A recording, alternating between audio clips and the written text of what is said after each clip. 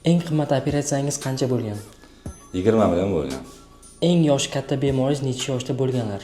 Nuroniy otaxonimiz 85 yoshlar atrofida edi.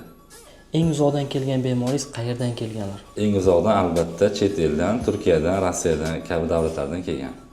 Shu vaqtgacha nechta operatsiya o'tkazgansiz? Shu vaqtgacha 3000 ta atrofida. Adenoid qaytalanadimi? Albatta qaytalanadi, qachonki chala qilinsa. Adenoid necha yoshdan boshlab olinadi? 1,5-2 yoshdan boshlab adenoidni olish mumkin, albatta olishga ko'rsatma bo'lsa. Septoplastika qilinganda burun tashqi tarafdan to'g'rilanadimi? Yo'q, to'g'rilanmaydi, lekin ma'lum bir xatoliklar va kamchiliklar operatsiyada kuzatilsa, operatsiyadan keyin tashqi burunda deformatsiyalar, ya'ni qiyshayis yoki cho'kish holatlari kuzatilishi mumkin. Ish vaqtingiz nechadan nechagacha?